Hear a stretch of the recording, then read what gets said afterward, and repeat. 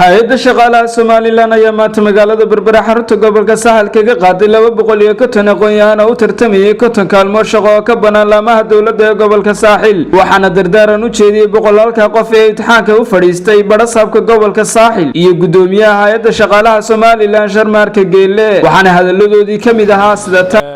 runtii maanta farxad weyn bay noo tahay haddaynu nahay maxaan ku raday reer Saaxil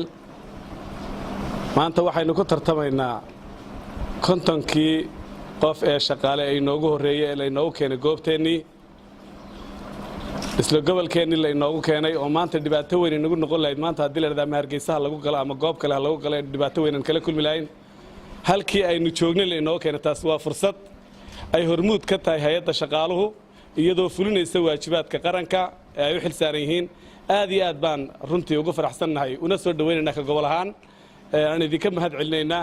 isla markaana imtixaankii iyagoo la soo diyaariyo meelka lagu soo diyaariyo lama keenin horteeniba hadda la inoogu diyaarinayaa taasina waa fursad kale oo aan shaki inagu keenin in meelo kale wax laga soo diyaariyo inagu keenin dhammaantiin tartamayaashu waxaan rajaynayaa calaf wanaagsan waxaan idin rajaynayaa guul inta Ilaahay subxaanahu wa ta'aala uu qadara ama maanta uu calfo inta kale waa guul oo iyaduna waxay isku dayeen inay markii koobaad arkaan imtixaan tartan ay u galaan si ay mar labaad iyo mar saddexaad insha Allah ugu guuleystaan guud ahaan inta maanta imtixaanka u fadhida waxaan idin wada rajaynayaa dhammaantiin guul haddii Alla yiraahdo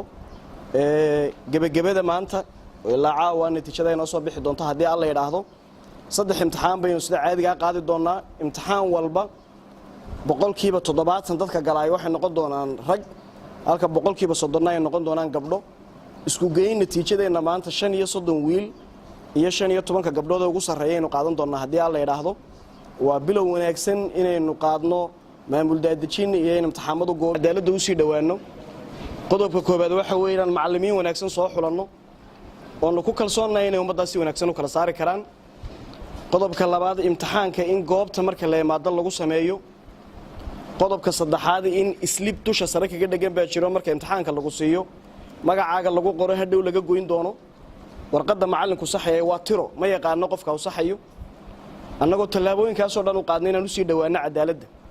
annagoo ku kalsoon macallimiintayada annagoo ku kalsoon imtixaanka annagoo ku kalsoon in gobol iyagoo yimid haddana sii kala jeclaanayn annagoo imtixaanka sii ilaalina haddana waxaan mar walba u sii dhawaanaa in qalbiga qofka cadaaladda uu sii dareemo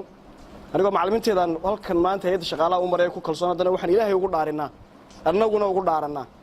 inaan idinka dhexdiina cadaalad ku kala saarayno oo qalinkiina waxaan haynaydaan ku kala bixin